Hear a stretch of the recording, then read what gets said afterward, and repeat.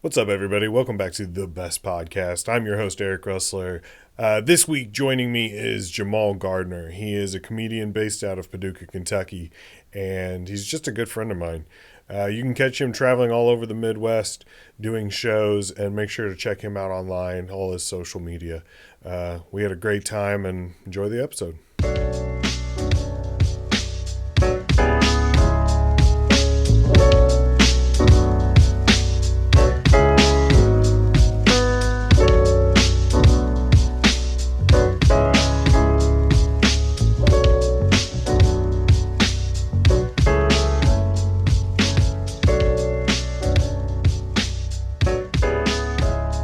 How you been? I feel like when was the last time we saw each other? Probably the Hangar 9 show and Carbon. Was it Carbondale? Yeah, I want to say it was Carbondale was like with Bryce Evans. That's right. And, Oh yeah. And yeah. That was that was like 2 years ago, maybe? Yeah, it's crazy. It was like 2 years ago, and then before then it was like 2 years ago. Oh, I meant to ask you, Henry Cho. What was it like working with Henry Cho? It was dope. It was dope, man. He's consummate professional, and then not to mention Derek Stroop. He just got on Jimmy Fallon. He was just on Jimmy Fallon. I want to say less than a week ago. So yeah, like them two are great. Unfortunately, I went a little bit over time. Cardinal rule. I was like, oh God, but like nobody gave me a light. But I should have known. That's always hard though, because you know, like, I mean, I don't know about you, but whenever I'm like timing out my sets, I know like, okay, this bit's like a minute and a half. This bit leads into this bit, which makes it like 6 minutes. This bit, you know, like, and you try to like stack your bits or whatever. But crowds always react differently. So sometimes like you say a joke that normally hits and it doesn't. And so instead of a 15-second joke, now it's like a 6-second joke. And so you got to try to like, it's really hard to time. And if you're not getting a light, apparently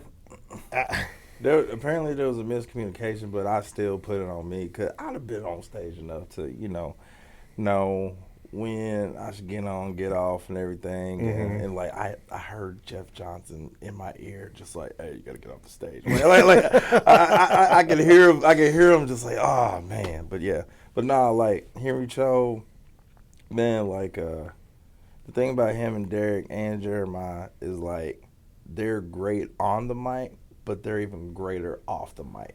Like people. Oh yeah, hanging out afterwards. Yeah. They're great. They're great people. You're talking about Jeremiah Martin?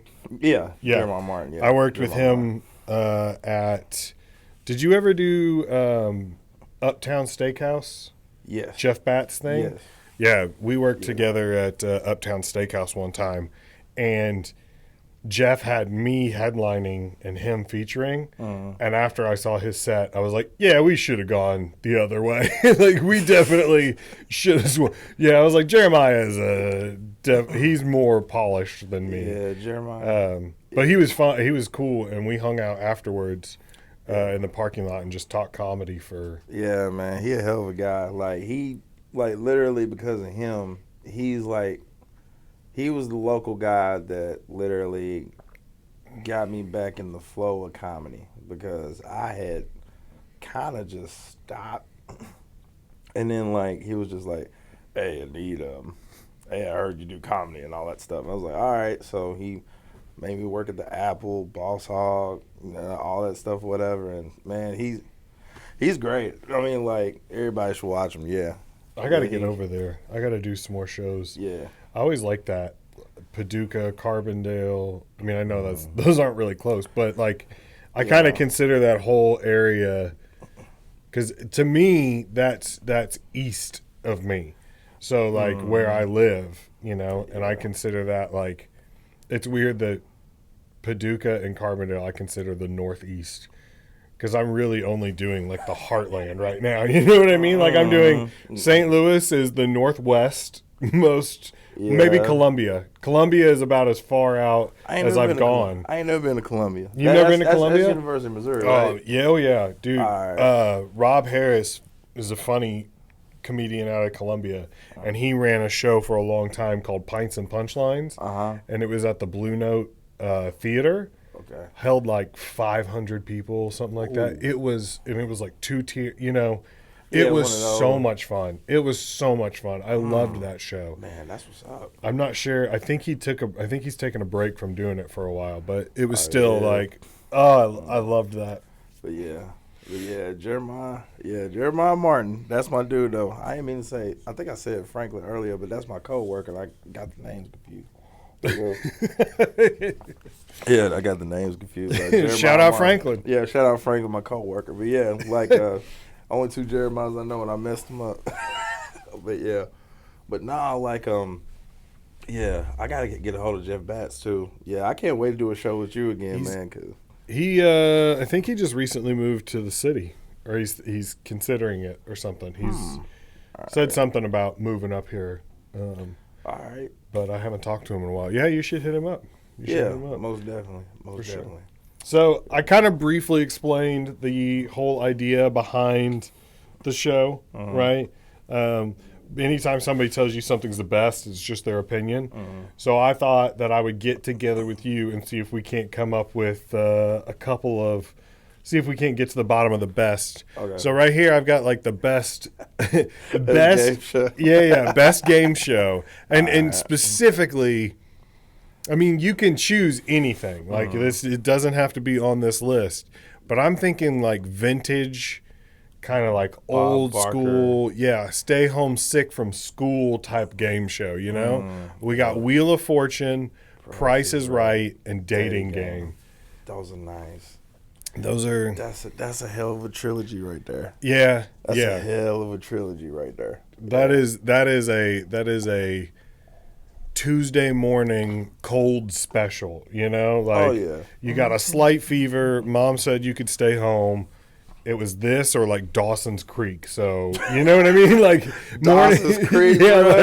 Like morning TV is the worst when you're homesick. So I always went with game shows. Actually, until I found out about Comedy Central, and then I would sneak watching comedy specials like all day long. But I don't know. I've always liked the Dating Game. But it also, like, when you go back and watch it now, it's pretty creepy. You know what I mean? Like, there's a little bit of creep to it. Like, it's creepy, but the crazy thing is like, so many celebrities were on there. Really? Man, it was like Pee Wee Herman, Bob Saget, Steve Martin. They had, like, they wanted, like, 12-year-old girls to hook up with teenage Michael Jackson. Bruh. Who would have known? Who would have known? Like that would have been crazy, whatever, like that. But yeah, like it was that. Yeah, but yeah, like they would, like the questions they would ask and like the answers. Yeah, that was crazy. They had a serial killer on there. Yeah, was it Ted Bundy on there? No, it wasn't him. It was Rodney Alcala. I want to say that's his name, Rodney Alcala. He went to UCLA. He did photography. And he was just like, yeah, I'm gonna get on this game show. He actually won, but I don't think the girl went on a date with him. Good. What was the game show where the host kissed everybody? Family Feud. Family Feud. Mm-hmm. Oh, Family Feud. Yeah, that was Richard Dawson. Yeah, like if. I can't even say it on air. There's something on YouTube. It was a Canadian game show. Richard Dawson ain't got nothing on. Nothing on this Canadian guy? And I can't even say it on your podcast, bro. I can't even say it, bro. Nah, man. What's the name of the show? I don't even know. Like, literally, I had thought about putting it on TikTok, but I knew I would be banned permanently if people saw what happened. I'll just put it that way. It's queasy. It's queasy. Queasy, bro. It is bad. Queasy. It is bad. Well, now I just want to. Now that's all I want to know about is what. I'll show you after the show. I'll show you after. Yeah. Okay. We're recording now, right? Yeah. I'm just making sure, man. We got to be careful. Oh, man. It's bad. It's bad. But yeah. I don't know. I think Family Feud, though, it's not on here, but man, Family Feud was, especially now with Steve Harvey. Mm-hmm. I mean, he's the host that gives you the reactions that you have at home. That's the reason why he's so good. Yeah. Like, you hear it, and like how I would react at home, that's how he reacts, and it's like, okay, all right, you hearing what I'm hearing. Mm-hmm. Yeah, so yeah. I like that. He's in the moment. He's not. Although there, I gotta be careful because I've heard somebody do a bit about this, so like I don't want to step on it, but. He usually it's always like the weirdest things to me, like the questions they ask, like top 5 things to put in your mouth, and then somebody says something dirty, and he's like, "How could you?" Like, all right, come on. It almost seems like a setup. It almost seems like a setup. No, it's true though. It's true though. Yep. Yeah, him. Man, but like, yeah, like I feel like I've heard somebody do that bit before, so now I'm double I can't remember if that's something like. Family Feud is one of those things where it's easy to do the bit because I've heard bits about it's always a black family versus a white family. Oh yeah, it's always this like how they play at home. I know Lavelle Crawford done something with that, and he was just at Helium last weekend. Oh, he was. Yeah, I saw him at Cape Girardeau when he was down there. Him and Isaiah Kelly.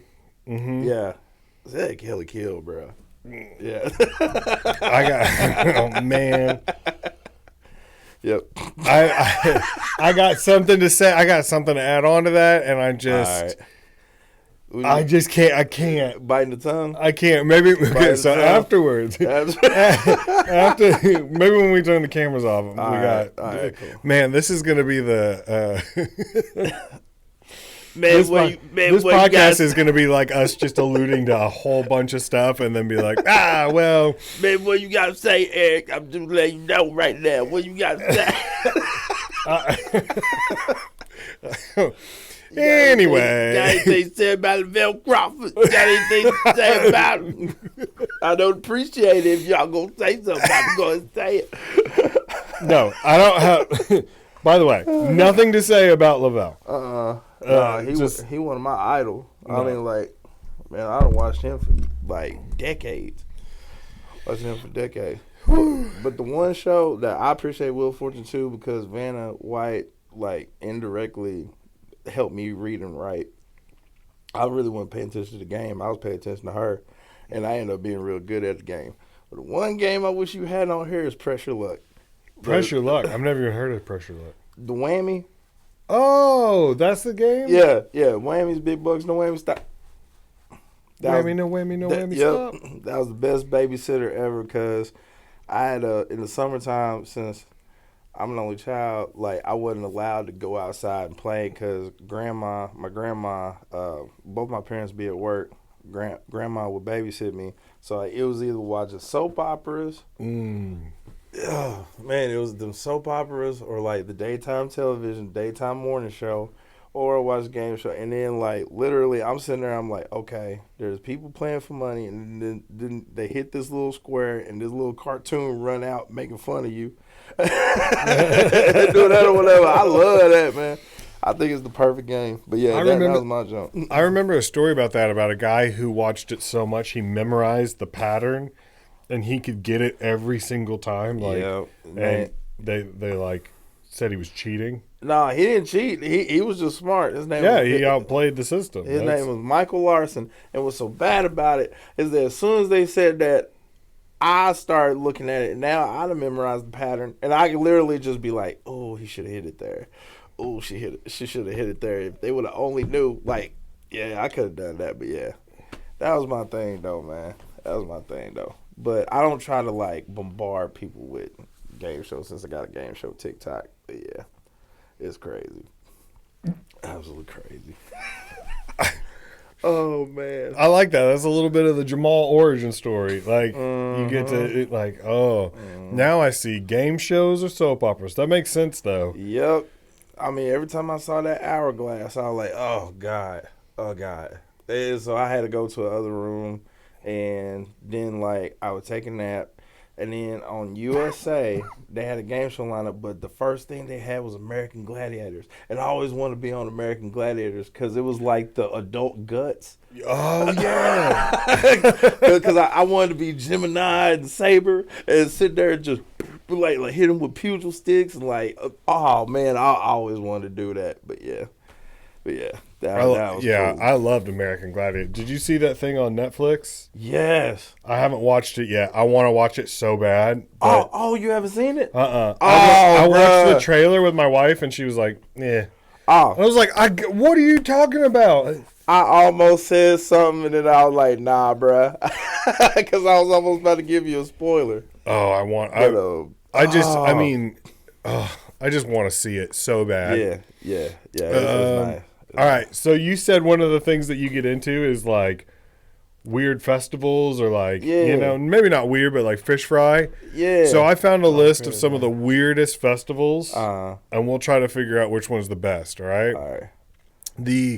There are the Frozen Dead Guy Days, the Tomato Fight Festival, Monkey Buffet Festival. What was I have no idea. Crying Baby Festival, Baby Jumping Festival, National Hollerin' Contest, the Boryong Mud Festival, Mike the Headless Chicken Days, Festival of Near-Death Experiences, and my personal favorite, the Testicle Festival. Hold on, what? hold on. Tell me, hold on. Where is that at? I have no idea. I wish I could have looked up. Oh my God, hold on. Yeah. I want to say the Testicle Festival is in if that doesn't sound like a Michigan type thing, Wisconsin. Yes, like Sausage Fest. Yes, absolutely. Hold on, Testicle Fest. I can imagine. I'm picturing. That's got to be one of those things where they eat like sheep nuts or whatever. Yeah. You know what I mean? Yeah. What were those Rocky Mountain oysters? I had some of those when I went to Colorado. I'd try it. I did try it. I'll try it. It's just you got to get over the chewy part. Yeah. But you dip it in cocktail sauce. It's all right. But man, I was like, the Testicle Festival. Where is the? I don't know, but Bentonville, Rocky Mountain. Okay, Colorado. Okay. Yeah. Okay, Colorado. I wasn't all right. That's got to be. It's. I don't. What is the Baby Jumping Festival? That sounds most dangerous, right? I'm not gonna say what that sounds like. Like it sounds like they really didn't want to do adoption. They wanted to go somewhere else. But I'm not saying the word. All right. Baby jumping is a traditional Spanish festival dating back to 1620. It takes place annually to celebrate the Catholic feast of Corpus Christi in Castrillo de Murcia, a village in the Mississippi. Okay, what is the purpose? How about this? It's to celebrate the Catholic feast of Corpus Christi. So apparently it looks like you just put a whole bunch of babies on like a picnic blanket and then jump over them. And then a man in a tracksuit jumps over them. Man, if somebody trips. Oh my God. Well, look, they have them spaced out in intervals like hurdles. So, imagine, check that out. Oh yeah. Like you gotta time it to jump over these babies on a mattress. They're jumping over them like Super Mario Brothers. like boing, boing. Yeah. They really they are really jumping these babies. I gotta save this photo. It's gonna be on the screen. Oh my God! Like baby jumping. That. The Frozen. I did look up the Frozen Dead Guy Days, and apparently there's a guy in well, now I don't remember. I want to say like Wisconsin or somewhere, Minnesota, somewhere cold, where there's a guy who decided to freeze himself after he died, like the Walt Disney method, like cryo, whatever. Cryotherapy. So when it comes, whenever they figure out what's wrong with him, they can bring him back to life or whatever. And it's like they do sledding in coffins, and they do like you jump in a frozen lake. And some real white people shit, like just some real. I'm glad you said coffins because I thought you said they were sledding on dead people. Oh, like they were tying them up. Oh my god! You're just sitting on grandma's back, holding her head, going there.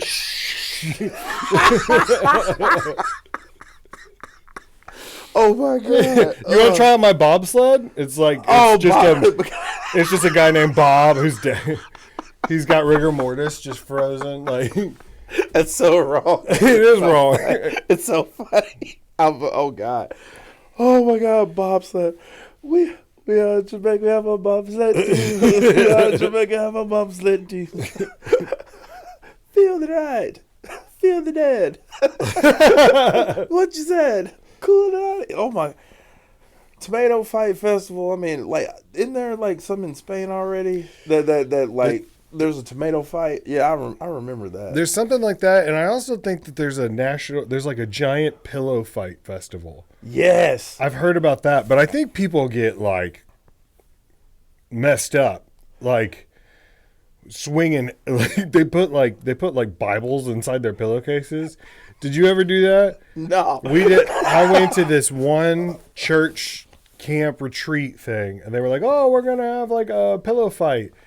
And there was this guy who, I don't know what his problem was, but those kids that are just mean. Yeah. Like they watched HBO just a little too early. Yeah.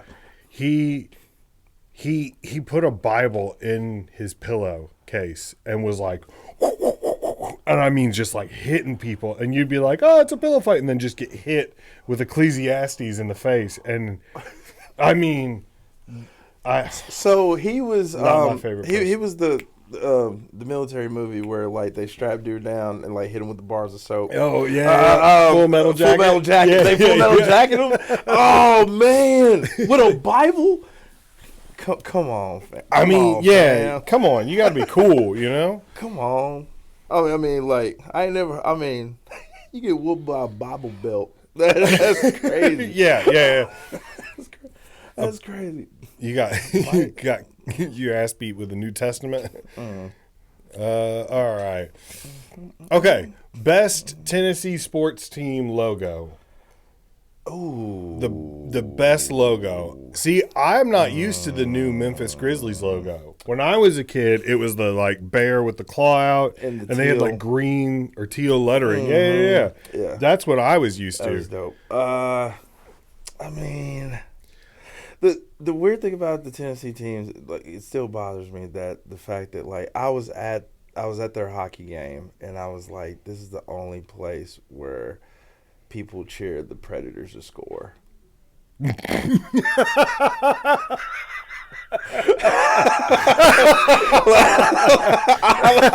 literally was like, I was thinking, I never thought about that. And like they were facing the Red Wings, which was crazy. So I was sitting there, I was like, man, dude, like really, we're really cheering for the Predators. Because like, I like it, I love it, I want some more of it. Usually I just go with classic Tennessee Vols, but I really like the Titans logo. Titans logo is dope. They add their shade of navy blue in there, and it has the 3 state flag stars, and they kept the Houston Oilers baby blue and the red. I mean, I know the colors, but sometimes it's just hard to see. Yeah. Oh, yeah. Oh, my bad. Oh. No, you're good. Yeah. You're good. I used to see it, but yeah, that's cool. I remember. I'll let you know when they change. Oh, no, we're good. So, how are you with orange? Like, is that... No. That's bright orange. Yeah, that's orange. That's orange. Okay. Yeah, that's orange. But you said that green and red. Green and red. That's so strange, because to me, they're... To me, they're like the same, or like, they're not the same at all. They like as far opposite as you could get. Yeah, like with red, I can see more red than I can see green. It's weird. Like if there's a football field and it has red end zones, they just blend. Whoa. Like I remember, like my girl, like went to my girlfriend's family's side Thanksgiving, and she was decorating the tree, and I know the ribbon that she was hanging on was red, and I know the ornament she had was red. But as soon as she moved it in front of the tree, it just like disappeared, and I was like, "That is not normal. That's wild. It's not normal." At all. But yeah. But I do know what green looks like. I know what red looks like. I know there's different shades, but it's just But when they're together, they blend. yeah, I'm just done. I didn't even know bananas were green. I mean, I had no idea. at first, yeah, it took me a second. I was like, they're not green, they're yellow. Wait, and then I was like, am I colorblind? But no, yeah, when you're talking about when they're like, before they're like ripe. Mm-hmm. Yeah. Yeah. Yeah, but yeah, like not like because I work at the grocery store and everything, and I remember like I had to pick them because I work at the pickup department, and then I was looking at the thing that was like green bananas, and I was like, where's their green bananas?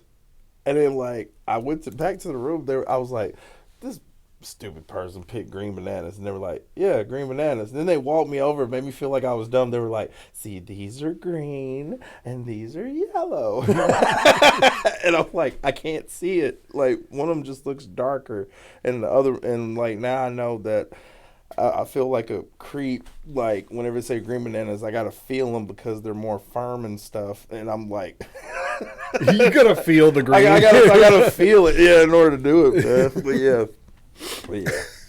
That's what. Oh man, I never knew that. Like I didn't know that those were two. That's that's wild to me. Yeah, that's wild. Yeah. Oh man, I mean, sorry, I don't mean to keep like bringing up your like, it's cool. Your disability. Like, wow, man, your eyes don't work. That's crazy. It's cool. People get mad at me for they were like this. I said the green one, and I'm like, I can't see it. They're like, I forgot. Oh wow! I just laugh at it. It's great. Which one of these is your favorite? The team, I guess. Which one do you think is the best? It had to be the Vols because I can root for them year round. I can go like with the girls basketball team, that's right. team, football. I can do all that and whatever. That's so weird that I was only thinking about them as the football team. I wasn't thinking about there's obviously baseball and basketball and track I got to root for them year round, and then with the Grizzlies, like it's special because I went to Murray State and got John Morant. Like hopefully he doesn't pack a gun, has his bodyguards pack guns or something like that. but yeah, I forgot about that. Oh man, if you saw the disappointment in the whole town of Murray. Oh man, but I mean come on, man. Yeah, we still rock with him, and then like he was like he didn't break a law. I'm just like I know, but it is what it is. It is what it is. We still love Ja. I used to hate the Vols because my cousin played for the Vols, and my grandmother used to compare me like, well, if you want to play for Tennessee, you should be, when your cousin was your age, he was doing blah, blah, blah. And it's like, I don't want to play for Tennessee. It just drives me nuts. But now that I look back on it, it was kind of cool because he played for them the year they won the national championship. 98? Yeah, 98. Oh, my God. 97, 98? Yeah, 98. 98. This was with T. Martin. Who's your cousin? Will Overstreet. He was a... Hold on. What? No. Hold on. Overstreet? Yeah. That's a... Fam! He's a super cool guy. No, no, you're good. My God. Yeah. Dude's a beast. He went on to play for the Falcons and stuff for a couple seasons. Yeah. Love Overstreet. Oh, yeah. Oh, yeah. Oh my God. Oh. He's...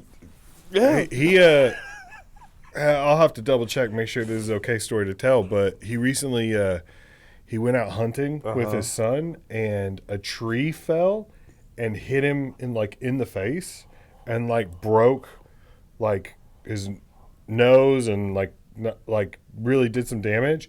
And he just tied a bandana around his face and walked 3 miles out of the woods, and had his son with him. It was just hey, I need you to Dad's gonna be okay. I'm just bleeding from the face a little bit. And I was like, dude, you took a tree to the face and you kept going. I was like, how tough are you? It's Overstreet. Yeah, it's Overstreet. That's one of those names you can't forget, because I remember him, and because his name was so long, it was the tiniest letters, but everybody knew who Overstreet was. Overstreet was a beast, absolute beast. I didn't remember that he was I guess I was so young when he played that I didn't really I liked football, but I didn't really understand it. Yeah. I was big, and I was like, I'm going to be quarterback. And every coach I ever had was like, no, you're not. But I remember we went down for a game one time, and we were hanging out afterwards, and I don't know, my dad always he's one of those guys that strikes up conversations with strangers, all the time. And they were like, oh, well, who are you, what brings you down? And they said they were going to the game, and oh, my nephew plays. They were like, well, who's your nephew? And they said, Will Overstreet. And the girl had the same reaction. She was like, Will Overstreet, can you give me his, do you have his number? And I remember being like, whoa, is this he must be good. And they were like, yeah, no kidding. Will Overstreet is one of those. It's synonymous with that team, Al Wilson, T. Martin, Jamaal Lewis. It's just, you just can't forget that name. It is just unique, and it's just, that was the glory days of Tennessee. It was the glory days, and I was. That was Phil Fulmer, right? Yeah. When he was still. Yeah, I was 14 at the time, and I was just getting to know football. And the fact that I was living in Paris, Tennessee, and I was like, yeah, man, pride. We did it! Right. We did it! And they had a running back named Jamaal. I was like, dope. It's dope. Me! No, yeah. But for a long time, I hated Tennessee just for that reason. Just because it was well, your cousin was doing, blah, blah, blah, blah, blah. And you're like, okay, all right. When you get compared to that one cousin, or that one, that song yeah because well, that's how, she was my grandmother was an old Southern lady, so football was that's the thing. It's religion, literally, I think they're more violent than Crips and Bloods. Being honest with you. She was she's from Georgia, so she was a Bulldogs fan. Ooh, and I remember it being a thing. When he was I think I want to go to Tennessee. I remember there being a little bit of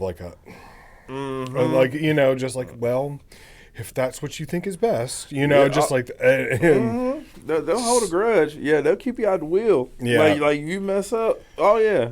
But then he won the national championship, and she showed up to church looking like an orange traffic cone. You know what I mean? Then she just was all. She had the sack attack pins all over her. Oh my gosh! The bright orange pants, and oh man. If she could have dyed her hair orange, she would have. Yeah. It's a weird color to root for. Yeah, but it's it looks like everybody with a bad tan or something. It's just It's hard. What was funny is that my Aunt Vicky, so Will's mom, would obviously always go to the games, and they would always send us a message we're going to be there, look for us, if you watch the game Saturday, look for us. And of course, when they're showing a shot of the stadium, 48,000 people or however much, Tennessee Stadium holds what, 100,000 maybe? Mm-hmm. And they do a zoom. They would fly by a whole section or whatever, and we would. The running joke was always "Oh, I see Vicky," like that, Yeah, and then we would message her and be like, "I think we saw you. Were you wearing orange?" And she's like, "We were." And it's "Yeah, no kidding, man." It's a cool atmosphere. Yeah, I did get to go to a couple games, and I remember it being so loud, and people were like jumping. The stadium was like shaking, and I was a young enough kid that I was like, I don't like this. I don't want this to. Nope, this should not be shaking. Yeah, when kneeling rocks, it rocks.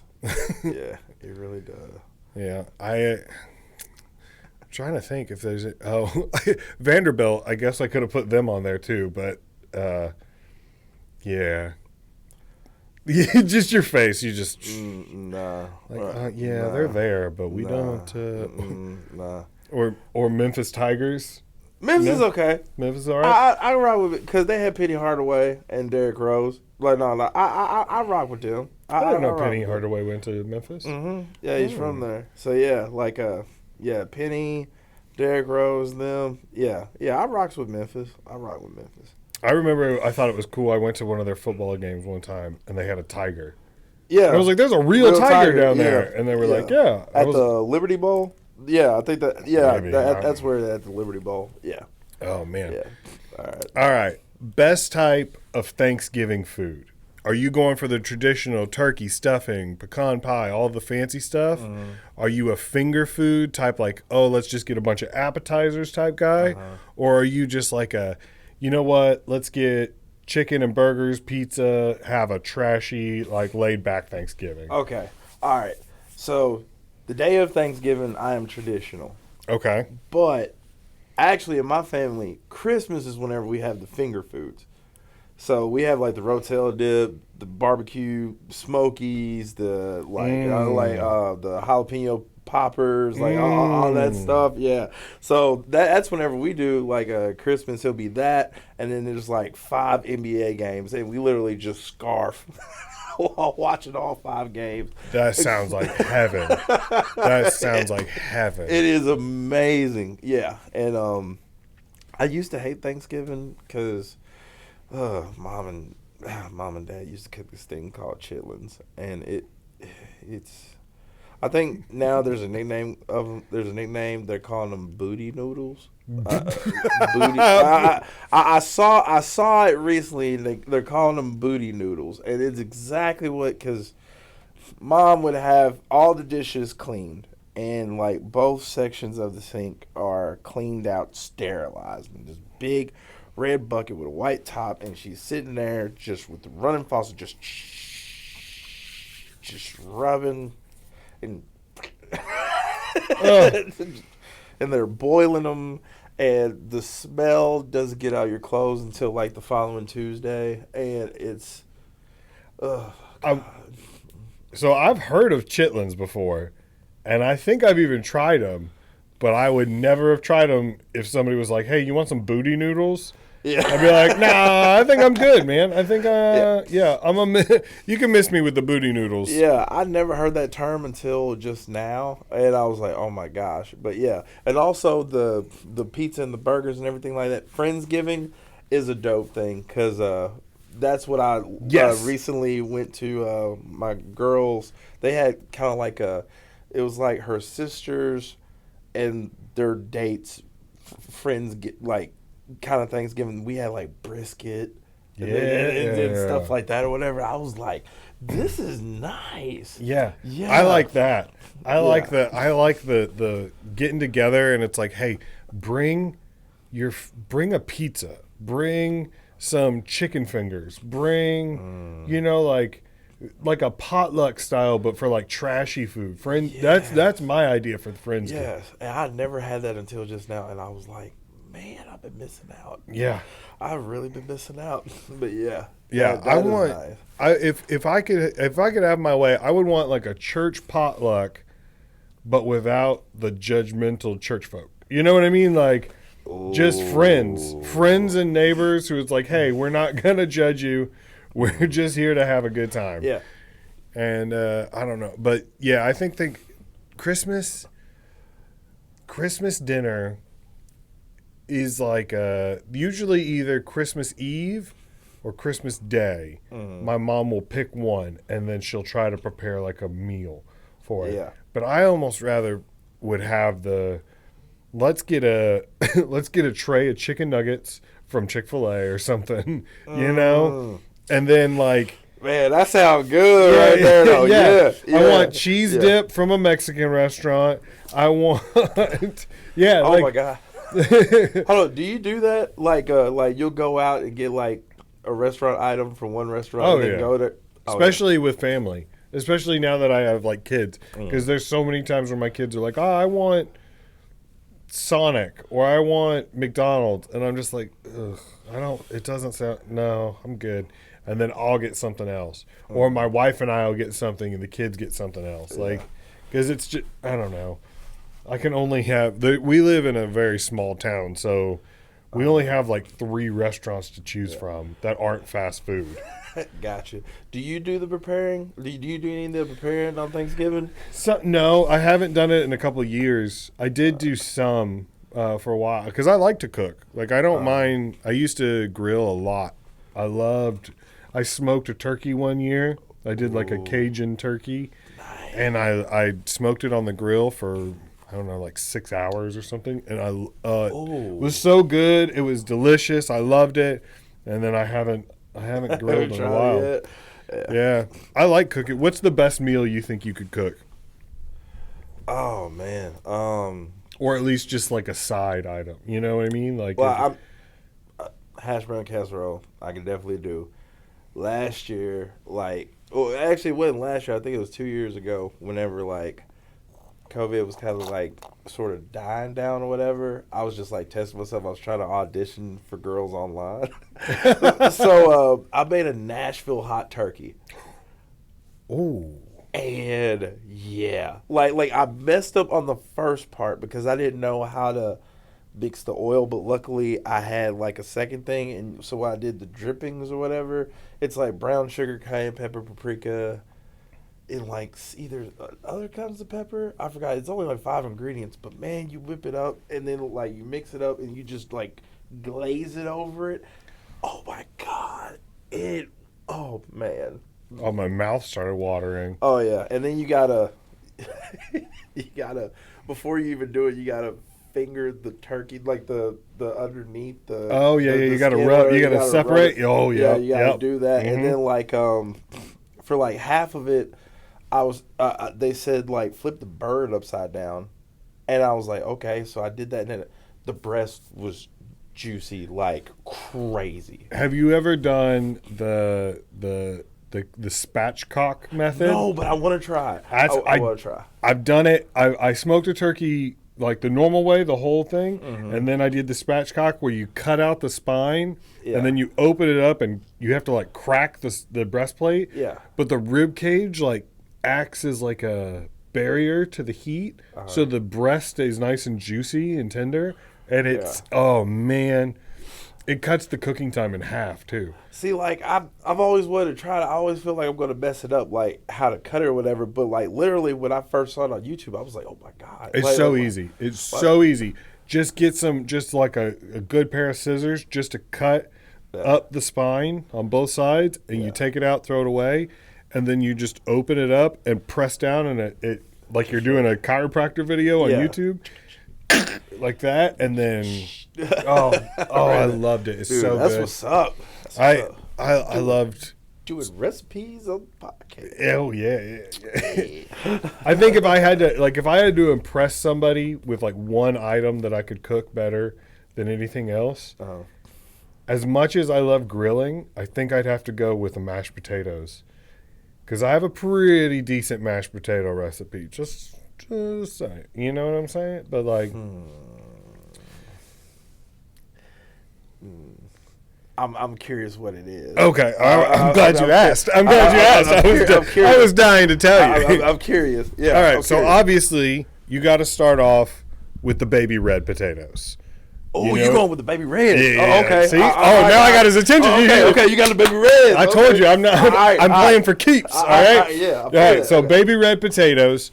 You put them in a pot, boil them for like 20 minutes, then reduce, let them simmer until, they're obviously, you cut them, just stick the knife in or whatever. Right. Then drain the water. Then you mix in, what is it? It's a clove of garlic.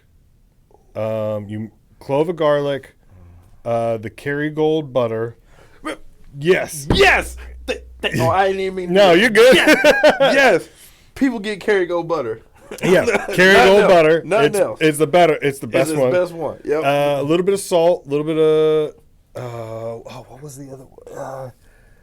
It was a little bit of garlic powder, I think, but not too much because you've already got the garlic in there. Yeah. And milk or heavy whipping cream. Yeah. You know, and then you just mash it all together.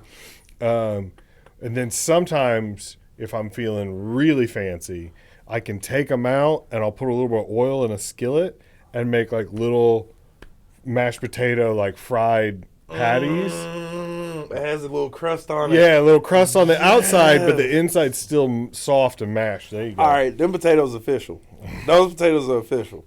That's official. That's victory right there. That is official. That's and usually victory. I am a big man. That is big man approved. That sounds amazing. I love it, especially with the crust on. Oh my gosh, yeah, dude. That is official. Parmesan. There was Parmesan in it. That was the other thing I was forgetting. A little bit of Parmesan, a little bit of grated Parmesan. All right. That's what's up. Yep. That's what's up. Give them a little bit of cream to it. You know what I'm saying? That's what's up. I like that. Yes, nothing makes me happy. I like that. Okay, let me tell you, this is vindication because I had someone on one time and I told them my rib recipe, and they were on board until I said that sometimes I can slide the bones out, and so just the meat, and then I chop it up and we'll put it on like a sandwich. What's wrong with that? I don't know, but as soon as I said that, he was like, lost him. And it's been eating at me for months. You hear that, JB? You've been haunting my dreams because of my rib recipe. Like, I mean, you're gonna take the bone out anyway. You're not gonna eat the bone. Like you might as well go ahead and chop it up and make a sandwich. That way, like, what you gonna do? Put you want an authentic McRib, so you just like broke cheese or something like that. No, that's ain't nothing wrong with that. Ain't nothing wrong with that. Yes. Ain't nothing wrong with that. That's official right there. I'll sleep easier tonight. Yeah. I'll sleep easier tonight for sure. That's what's up. Yeah. All right. What are you doing on Thanksgiving Day? What do you do? What are you spending your time doing? Are you doing arts and crafts with like the younger people in your family? Are you doing football or are you doing the parade? What's the big like must do on Thanksgiving? Oh, football. Football? I don't have kids. Yeah. So I was like, I'm not doing any arts and crafts or whatever. I was about to say, there's always nieces and nephews, but you're an only child. So yes, I'm on. I can't be an uncle. Yeah, so literally, I'm not doing this. The hand turkeys. I'm not doing any of that or whatever. And the Thanksgiving Day parade, like, we never really had it where I'm from. Yeah. So it wasn't like a big thing. Like they would have a Christmas parade, but it never really Thanksgiving. Thanksgiving usually it was just like. You would just smell like the pecan pies and like sweet potatoes and like all the side items and everything like that. And then like everybody get together. And then the leftovers. Oh, best thing ever. I always forget how much I love sweet potatoes. They're just so. I always forget how much I enjoy it. Like until every year I see them and I'm like, oh, you know what? I actually like this. All right, hot take. This might not be for everybody. I'm used to the big marshmallows on top. You know, like the big ones. If you put marshmallows on top of the sweet potatoes, they still stay kind of fluffy. But someone this year put the tiny, tiny little marshmallows in there. And it provided, it was like a crunch almost. And I was like, oh, I had never given that too much thought before. But the big ones stay so creamy that it doesn't give you that texture, change. The crunchy ones. Yeah, they put it just a little bit underneath the broiler. Yeah. So it browns up a little bit. Ooh. Yeah. Yeah. You ever put a little brown sugar in there too, just to like? You tell it. Yes. We can't be talking about Thanksgiving food on November 28th. Right. Oh yeah, and greens are trash. I'll say that right now. I don't care what anybody says. Greens are trash. Really? Yes. I've never. I will get heckled by that, but I don't care though. They are trash. So day after Thanksgiving, what are you doing? Are you just curling up, staying inside, getting warm? Is it a leftover all day movie type of day, or are you going out Black Friday shopping? I am not doing Black Friday shopping because I would do Cyber Monday. Oh, yeah. I would do that. It's usually leftovers, and then like there's some kind of college football. There's some kind of SEC football game. I don't know if it's like the Egg Bowl, but it's like LSU Arkansas. It's like something where the Egg literally Bowl. and like you're literally just kind of just like relaxing. You got the leftovers, and I'm literally making a sandwich out of everything. Yeah. The sandwich Oh, like kind of like a thin like a medium slather dressing and like turkey, French fried onions, the things you put on the green bean casserole, a little layer of mac and cheese, top layer of cranberry sauce, slice it up. That's pretty good. That's kind of like my Thanksgiving sub. Yeah. I've always gone the like burrito route, where you take a tortilla. A burrito? Yeah. Hold on. Oh yeah. I'm doing so burrito, so tortilla. Then we're doing maybe like mashed potatoes, a little bit of stuffing, right? Turkey, some gravy, roll it up. You could do some cranberry in there too. That might be a good. Oh my God. Do they do that at Burritoville? They should. Man, that sounds. Oh the my leftover, God. yeah. The leftover burrito. Oh my gosh, yeah. That sounds. Oh my God, thank you. I'm thinking about that next year. We're gonna write. I'm gonna write it down. I'm gonna text it to you next year. Yes. Yeah. Yes, indeed. Mm-hmm. I love leftover Thanksgiving leftovers are so good. Yes. It's so good. Yes. Yeah.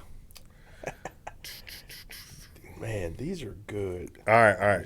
How about this? Best instrument. What's the best instrument? Drums, guitar, or piano?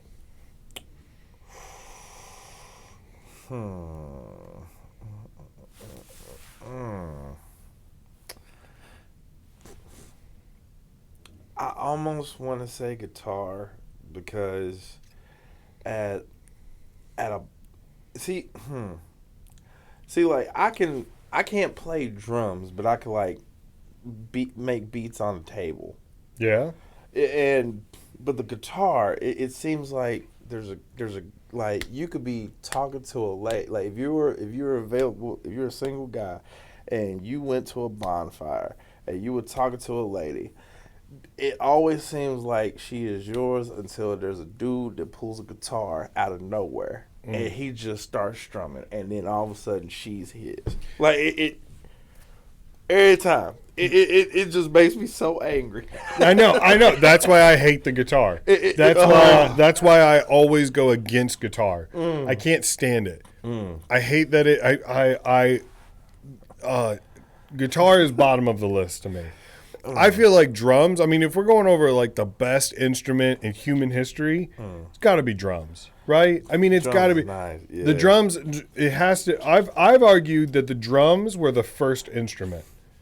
Because they had to be. They had to be, right? Yeah. Because like somebody started by like slapping their thigh or whatever, and then that evolved to like hitting like animal skin, like drum, like drums made out of like leather or something, and then the guitar didn't come around for a long time. How long would it have taken them to figure out how to hollow out like a piece of wood and strings and stuff like that? You know what I mean?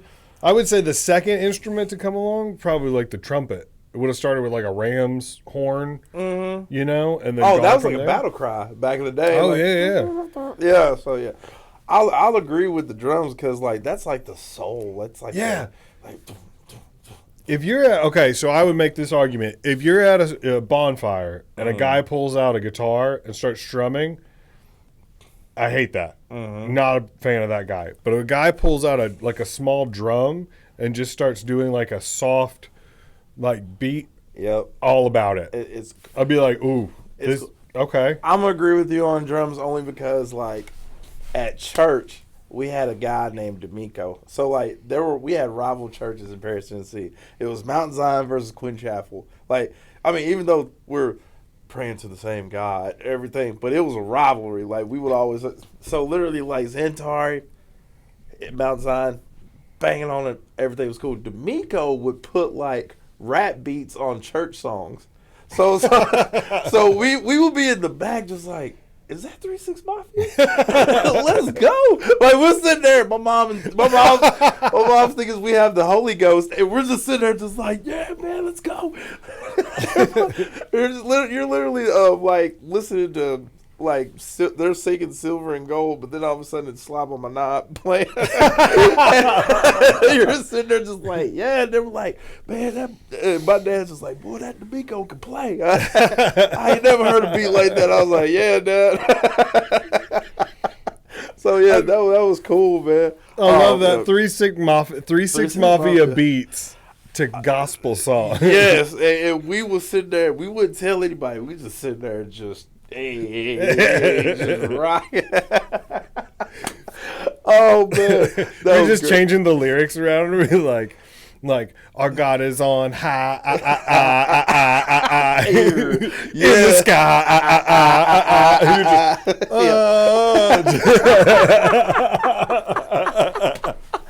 Oh my God. Oh my God, that is good. I would pay to see that. You see the angels fly. There's people out in the audience. Oh my gosh. Yeah, I mean, like, we were going to hell because we were literally singing the 3-6 Mafia while they were out there.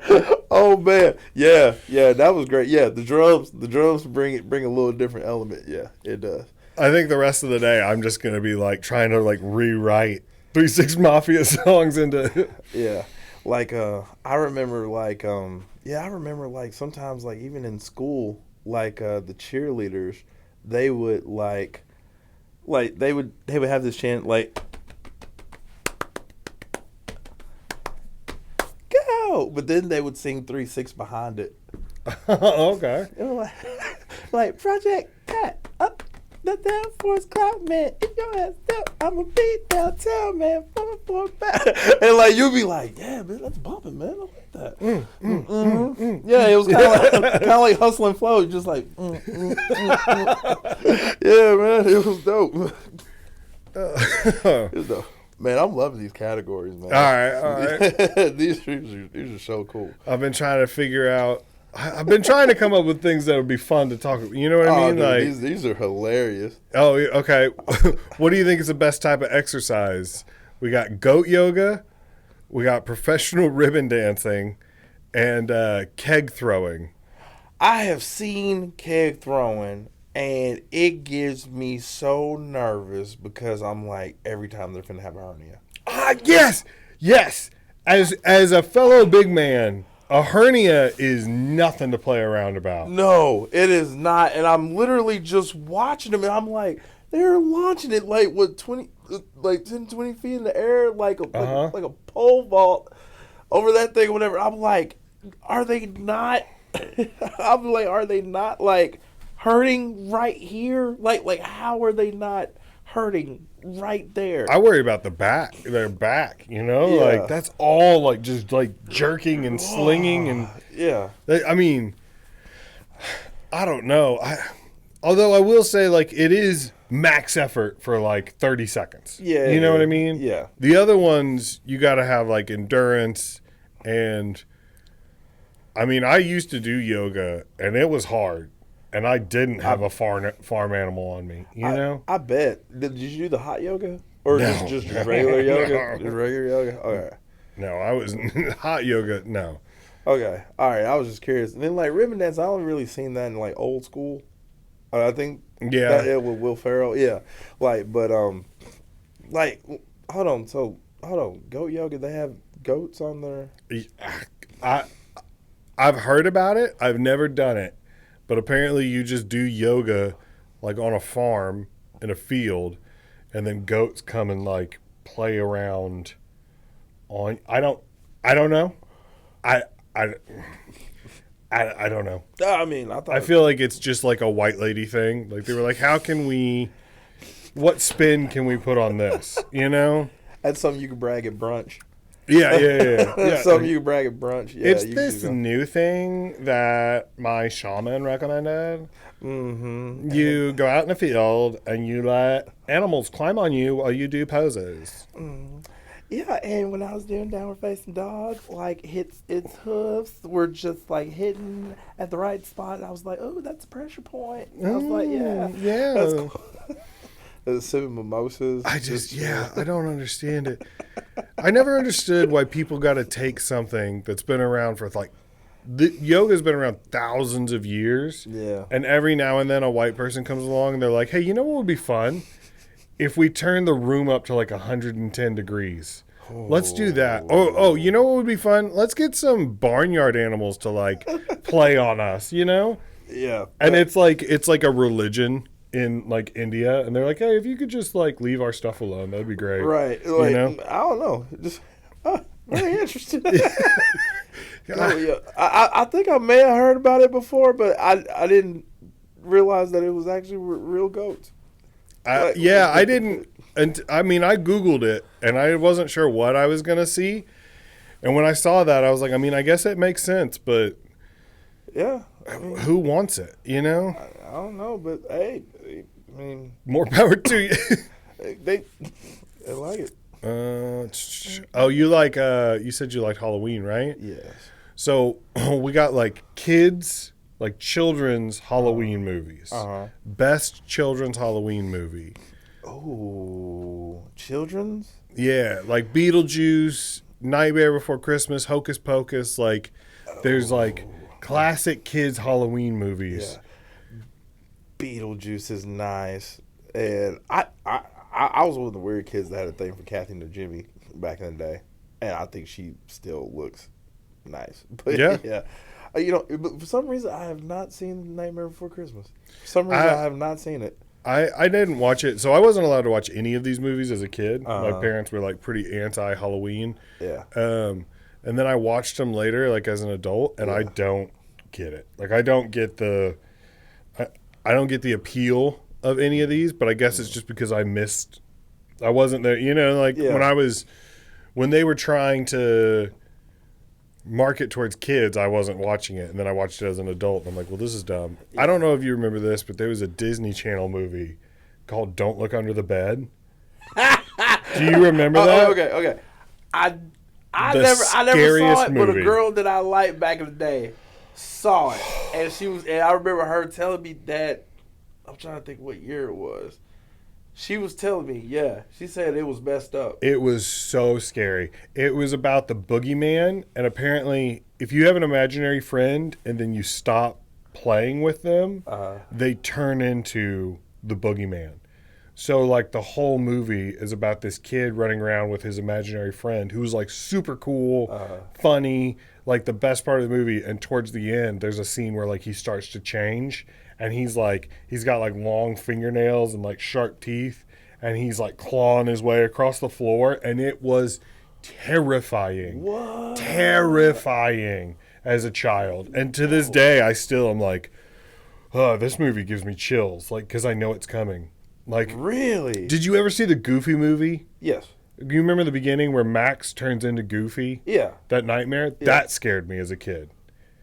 That terrified me because he's like going in for a kiss with the cute girl, dog, whatever she was, you know. Like, I remember as a kid being like, she's really attractive, and then my sister's like, that's a dog, and I'm like, but is it? All right, guys, we guys do that. We do think cartoon characters are nice. Yeah, looking. There's a couple. Yeah, there's a couple on my list. I mean, this is about as far this is about as far as I would go in one direction. But I mean, like, you remember that Nala from The Lion King? I'll tell you this. I haven't seen.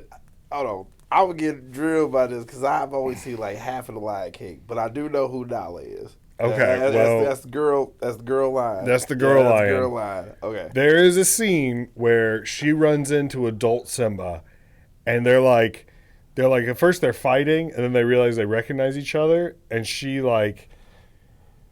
flips her, and she's on the ground, and she just she like gives him one of these looks or whatever, and I remember as a kid being like, oh, like oh, hey, dim the lights. What's about to happen in The Lion King? See that? All right, so I always saw half the Lion King. 'Cause I fell asleep and I woke up and it was like, I guess it was young Simba.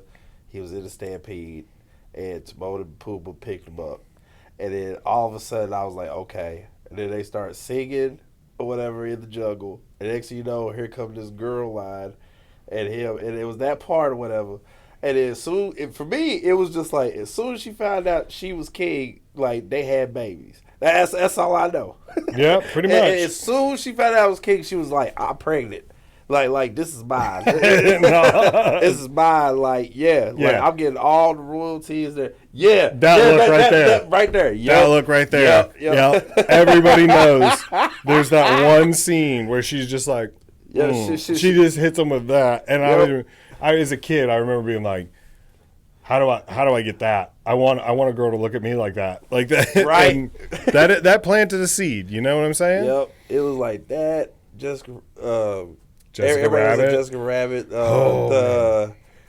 Was it? It was something. Cool World. Was it Cool World with Brad Pitt? Yeah. Yes. Yes. I don't think I've ever met another human who's seen that movie. I've never met another. Cool World.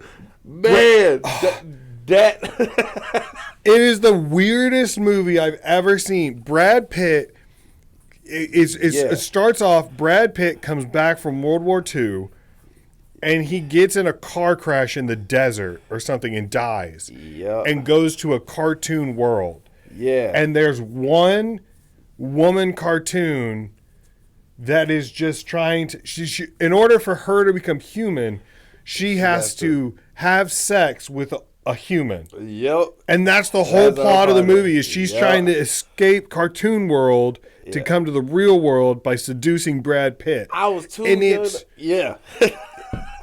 It's a wild movie. I got that on VHS for some reason. And I was too young to like realize what was going on. I was like, all right, she kind of like Pepe Le Pew and Brad Pitt and everything like that. I was just like, all right, what's going on?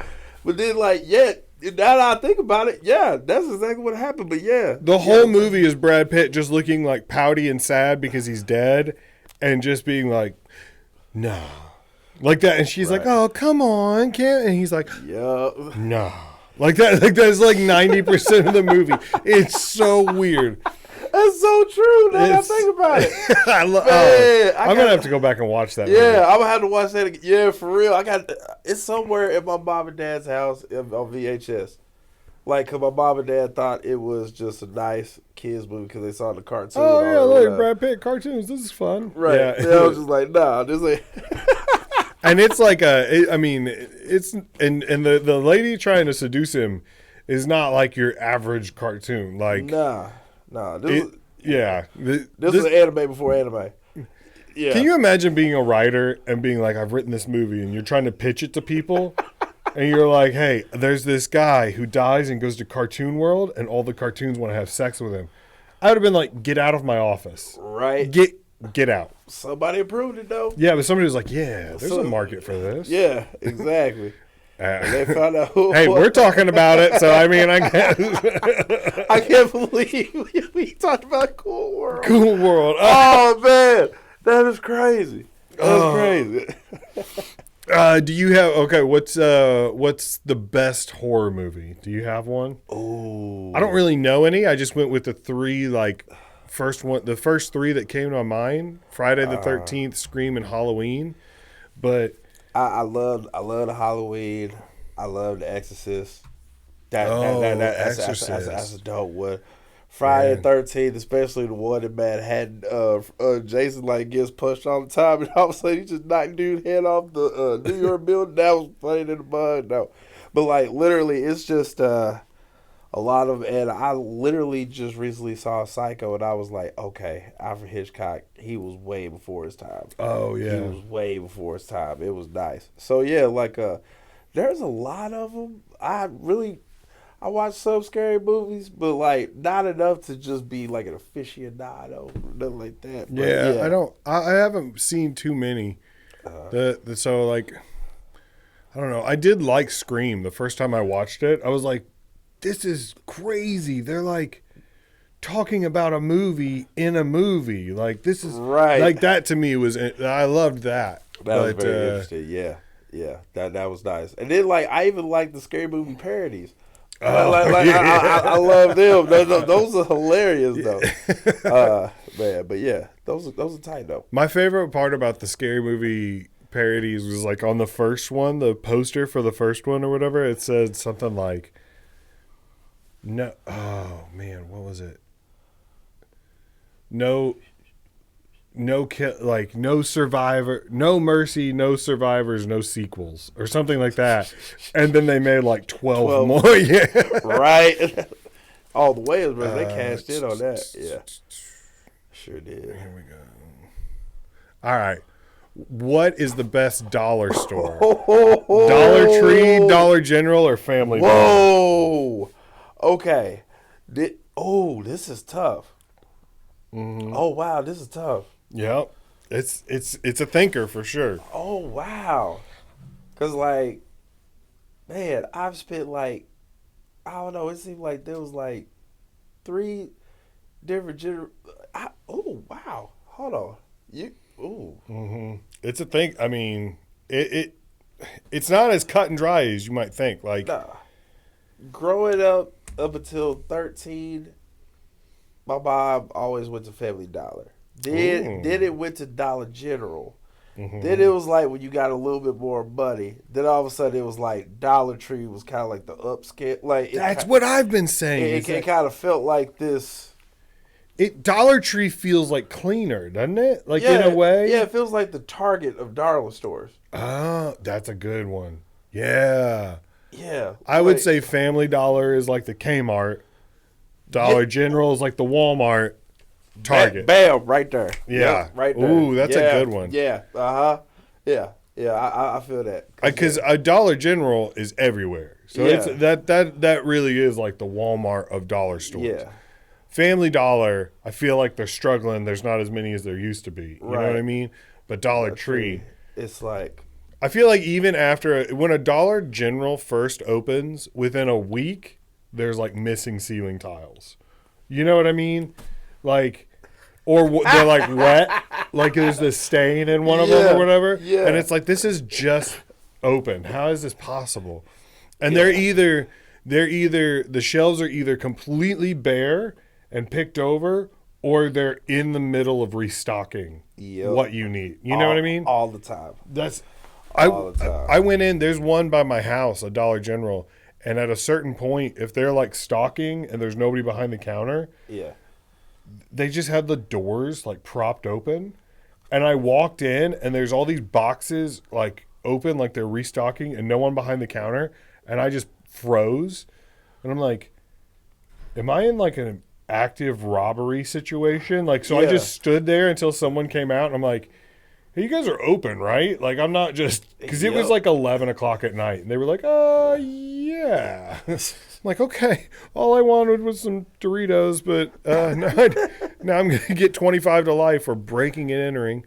Right. Yeah. I got it.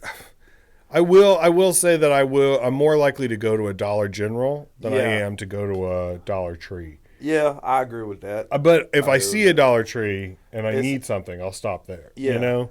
Yeah, it seems like just for the you're broke but you're sophisticated. I don't know what it's like. There's something about Dollar Tree, it just feels just nice. It's Dollar Tree. Yeah. I got judged one time at a Dollar General. No way. Yeah, my wife and I went in there to get a pregnancy test, and when I asked for it, there was somebody there that was like giving me this look like, if you're getting the $1 pregnancy test, you can't afford a baby. And it was like, yeah, we know. That's why we're getting the cheap one. And depending on what this says, we might get a nicer one later to double check, you know? If you give a $1 pregnancy test, like, you can't afford a baby. Oh, my God, bro. I was like, you could save the judgment. All right. Oh, we got. What's the best grocery store? I've never been to Aldi's. Never been to Aldi's. I've never been to Aldi's. All right, we got Ruler Foods, Save a Lot, Aldi. All right, I know about Ruler Foods, but man, Save a Lot growing up. Which one do you work? Which one? What? Kroger. Kroger. Yeah. See, that's a branch of Oh. Rulers. That's a branch of Rulers. Yeah. Man. Yeah. So yeah. Kroger's nice. Kroger's. Depending on where you at though. Yeah, Depending on where you at, cause like if you're in the hood, hey, I mean, there's some rough Krogers. Hey, Kroger, don't get mad at me. Hey, I'm glad I'm in Murray, Kentucky. We nice with it. We nice with it, but man. There's some, but usually like bigger cities they have like a marketplace. Man, they be having Kroger Market or whatever. Yeah, they have like they sell like shoes and shirts and everything. They even have a tailor. They have a jewelry store in there. Like it's like a. Yeah, bro. Whoa. Like in Cincinnati. Yeah. Like, I mean, it's crazy. I was like, what? It was almost like I never been there, but it looked like Buc-ee's. I keep hearing about the gas station. But yeah, it was just like, yeah, it was crazy. I love Buc-ee's. Yes. Man, I always want to go to Buc-ee's. I love Buc-ee's. I love it. I went this summer. We went down to Austin with a couple comedians, and I was like, "We gotta stop at a Buc-ee's. We gotta go. You guys are gonna love it." And they were all like, "Ugh, I hate it." Ugh. And I was like, "Shut up, you love it." And then they all got stuff. Like they all got brisket. They all got like beef jerky. They all got like all kinds of stuff. And I was like, "Huh? See? Huh? Guess you don't hate it." I think they're getting one in Clarksville, Tennessee. So yeah, I think I'm just one day just going on a road trip, just like hour away, just boom. I'm just gonna hit up Buc-ee's just to see what it's like. But yeah, Save a Lot though, special place in my heart. Really? Oh yeah, Save a Lot had a thing like, see, my mom, she diabetic, so like. We weren't the house around the block. We weren't the house that was really good with drinks because, first off, no kid should ever have to drink Diet grape soda. Diet cream soda? No, grape. Grape. Oh. No kid should ever have to do that. Just saying. It's cruel and unusual punishment. Yeah, bro. Yeah, it was crazy. But we had the most snacks, and I swear she went over to Save a Lot, man. I don't know what the chips were called. It was like Higgs or Hug. It was something. Hers? No, Higgs. It was like Higgs. It was something. But man, like you literally get all these groceries and then like you didn't even have paper bags. It was like these cardboard boxes. And like that you'd have to carry. Like literally like when you stock the shelves and like, take the plastic off the cans or whatever. Like, you just do that. Usually, we put them in a baler. Yeah. Nah, Save a Lot just like, nah, bruh. That's what Aldi's does. That's what you literally do. Aldi does that? Yep. Yeah. They do the exact same thing. And the only thing I don't like about Aldi is that you have to give up a quarter to get a cart. They're one of those. Yeah. I heard Rulers is like that, too. Like near where I'm at. But, yeah. But I heard Aldi's got, like, some crazy good, like, their store brand like cookies and stuff like that. I heard they're fire. Somebody I know says that Aldi Ranch is the greatest. They say that it's like next level. Huh. Yeah. Interested. I tried to get some for their birthday, and I went to like 3 different Aldis, and they were all sold out. Dang. I know. Okay. I was like, oh, I'd never even heard of this. And give me a second. Oh, this is all right. Going to a Mexican restaurant, all right?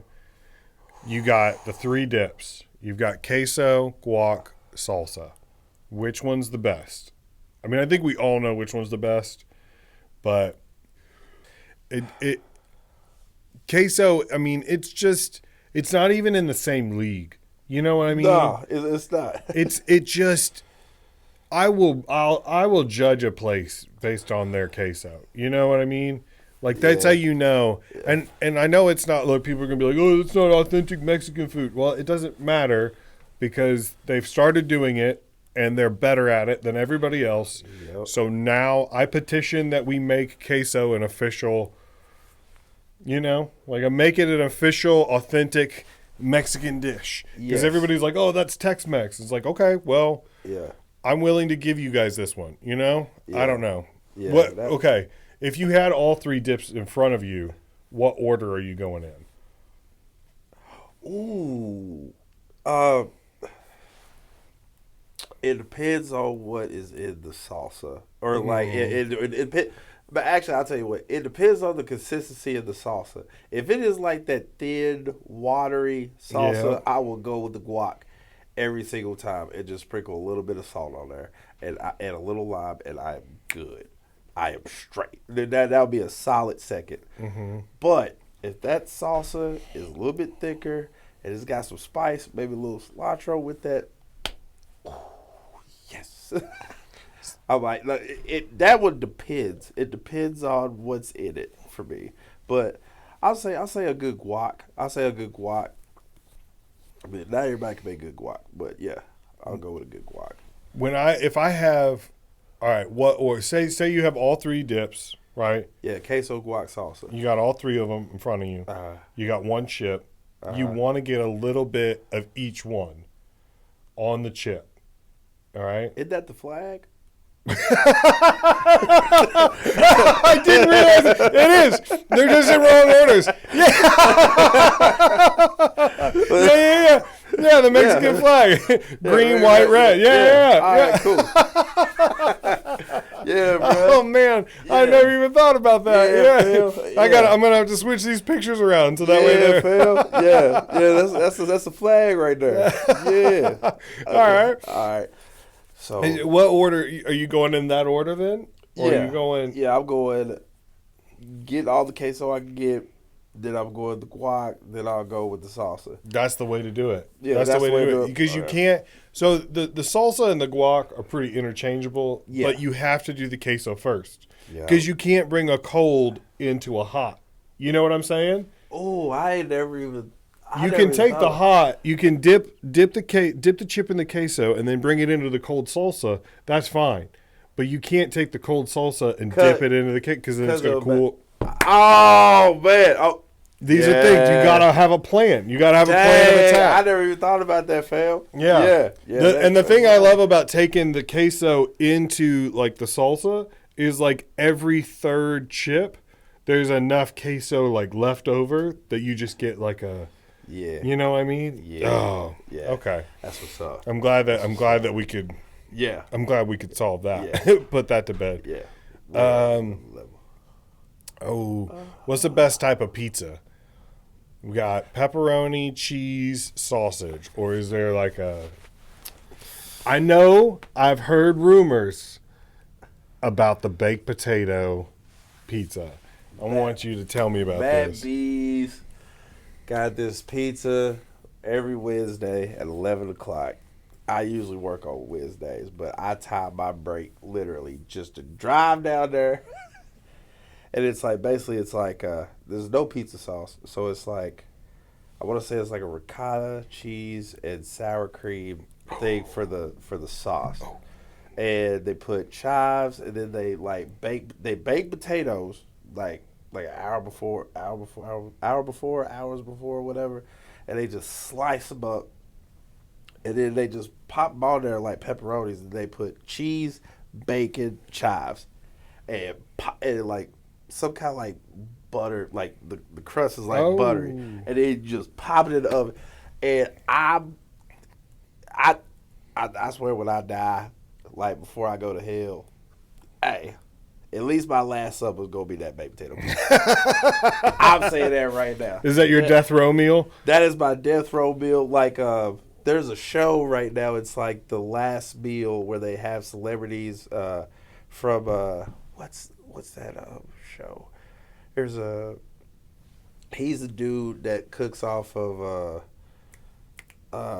where are those two guys? I can't think of their name. But Mythical Morning. He's the chef on Good Mythical Morning, and he has a thing. It's called the Last Meal, where celebrities get to eat what their last meal would be. Baked potato pizza would be on that list. That thing is, I've never heard of a baked potato pizza until you brought it up one time, and I was like, I've never even thought about that. and I've tried to make it before. It's real easy to bake, and it doesn't taste as good as theirs, but oh yeah, it's nice. It's nice. What you got? I don't know. I've been seeing this more and more lately, and I'm a pretty big fan. Is a chicken Alfredo pizza. Yeah, yeah. I had never heard of that until like a year or two ago, and now I'm just like, every time I see it on a menu, I'm like, well, I gotta try. Like I gotta try it. Yeah. But I don't know. I love this. I love spicy and sweet flavor combination. So I don't normally. I wouldn't say this for like everywhere, but there's a place real close to here that will do a pepperoni. It's like a spicy pepperoni, but then they put like, they have like a honey butter that they like drizzle on top of it. Ooh. So it is a spicy sweet kind of combination. Ooh. It's so good. It's so good. I love that. Ooh. I love if you get a jalapeno. I'm controversial. But pineapple on pizza is not my favorite. I don't enjoy it, but it can be done right. Yes, I always thought it can be done right. I always thought that pineapple on pizza is kind of like improv comedy. Like it can be done right. Yeah. But most of the time you're like, what the hell is this? Yeah, you kind of you know like what I that. mean? Yeah, like every now and then you'll be pleasantly surprised and you'll be like, oh, that was pretty good. Yeah. But most of the time you're like, this left a bad taste in my mouth, and I'm kind of ashamed that people want to do this, you know? Yeah. But I will try. Shout out improv people. I will try pineapple on pizza. Yeah. But yeah, improv people, they're on a whole different level. I tried it out. I did not make the team. I did not make the team at all. No. I tried it. I thought it was one thing. It ended up being something totally different. And I was like, nah. It's so hard. I mean, like I'm not a snob by any means, and I'll try it, but I'm not. I don't know. Yeah. All right.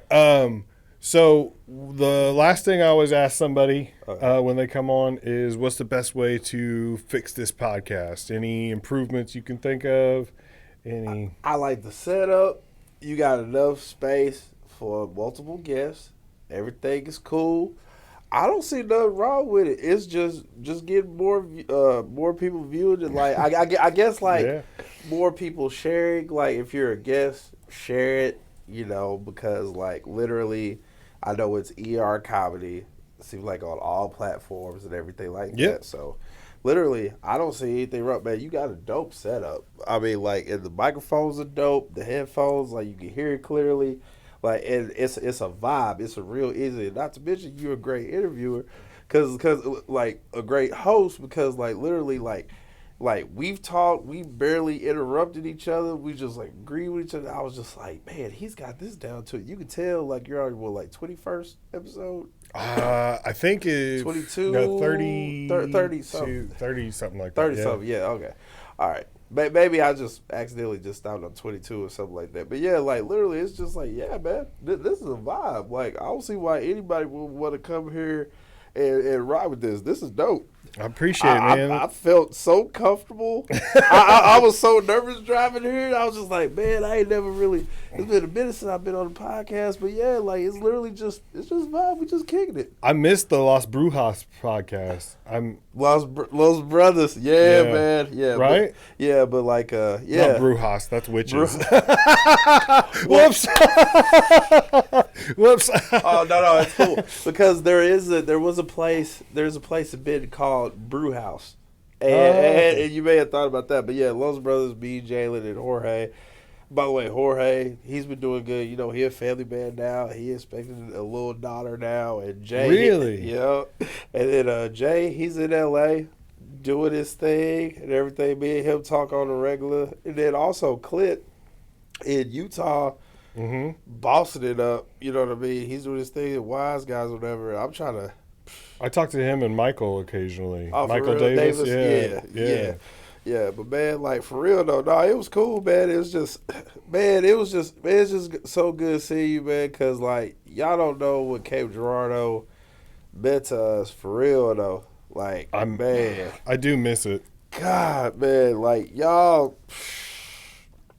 You were one of the first comics that I ever met because we Yeah. used to have that open mic at Ebb and Flow Yeah. on Wednesdays, and you and the Yeah. boys would drive over Yeah. from Kentucky, Yeah. you know, and then just do the our our crappy little open mic. Yeah. Well, I mean, it was fun. No, it was fun. I said crappy, but it wasn't. It was nice. And then the fact that like Joy Brooker was there and she Yeah. blew up like. Oh yeah. But like she blew up and everything, and like but like did the N2O, like, you know, I was like, all right, it was like I was like, okay, he's bodyguard and everything. Next thing you know, you on the stage. I was like, I don't know what time I didn't know he was doing comedy. He's like, yeah, man, I work from the ground up. Yeah, I'm finna do this, do that, do this, go to St. Louis and everything. Now here you are with this lovely establishment, right, and a beautiful view out the window and everything. I was like, man, this dude's bossing up. That's what's up. I gotta catch up to y'all for real though, man. You gotta get over here, man. Come on over. Anytime you want to come back, or anytime you want to come, if you got like a couple days, if you could get a couple days off work, message me like beforehand, and I mean, I'm not to toot my own horn, but I know a lot of people at the clubs pretty well. So now I could probably help you get a spot if you wanted one. So just absolutely. Next time you got a couple days off, message me. I got a place nearby you can crash at, so you don't have to worry about driving back at 2 a.m. You know what I mean? Appreciate that. Yeah. Yeah. Just come hang out, do a couple spots. I'll show you around. Try to get you booked on a couple shows, you know what I mean? That's what's up. I appreciate it, man. It was just like, man, I didn't even realize whenever I got into comedy, I really went in it just because I was trying to impress a lady. And then all of a sudden it was like, I started just getting on a roll, and I really didn't even appreciate it. I was just like, man, I get to hang out with the guys, you know, like I bought a new car, we're road tripping. I was just having fun, just not even thinking about what I was doing. And then like COVID hit, and then I saw D.L. Hughley pass out during the act in Nashville, and then all of a sudden I was like, that's scary. And then like for a year or two, I just kind of just quit it, and I was just like in this deep, man, I'm not clinically diagnosed or anything. I know I was depressed. Oh yeah, you don't have to get diagnosed to be you know your body, know you like. Yeah, but man. Yeah, man, come back out. Come do a couple sets. But yeah, man, I definitely had to do that because last time I was over here and I did comedy, it was with JC Sabala. Yeah, Wild Card, right? Yeah, Wild Card, yeah. And I know he's killing it too. So yeah, like shout out JC. He's about to film a special, I think. Oh, for real? I think he's about to record. I think I saw something about it online. Oh, that's what's up. I gotta check that out. Yeah, because him, Tyler King, Mark Hughes, Tom Cook, all the boy. Man, I've missed the hell out of y'all for real though, man. It was some great times though. It was some great times, bro. I appreciate you having me on. But we'll definitely do that. I hope you come back again soon. I definitely will. We're having fun. This was fun. Was fun. Good. This was fun, man. Yeah. Yeah. All right. Well, do you have you got any shows coming up? Not recently. Not right now. I gotta get on it. Like the last couple of, so like whenever I say I'm trying to get in my groove. Like last couple of shows, I made kind of a couple of rookie mistakes. They were kind of in the gray area. I gotta get back in the flow where I can clean them up, cause I want to be somebody that people can respect, you can trust. Because I didn't realize that when you do comedy, you're not just pleasing the crowd, you're pleasing the club owner, you're pleasing the other comedians. You got to be trustworthy on all three parts. And I never really grasped that until like recently. I was just like, man, I got to clean some stuff up for real though. But yeah, as soon as I clean up these rookie mistakes and not do what I can't believe I even did those rookie mistakes that I think about, because I never even did it before. but we've all done it. We've all done those things. You're like, why did I do that? Yeah, like literally look back, but like, I'll just keep going forward and everything. No, everything be all right. So yeah. But yeah. What's your social media? TikTok is Jamaal the Cashier 1, and Instagram is just Jamaal the Cashier, and it's pretty much it. Oh, and Twitter is Random Jamaal. Random Jamaal. Yeah, check out Jamaal, everybody, on social media. I'm sure you'll have some shows to promote coming soon, so you need to make sure we get to find it or get a way for people to find you. All right. Cool. Well, thanks, man. I appreciate it. Appreciate you, fam. All right, I'll see you.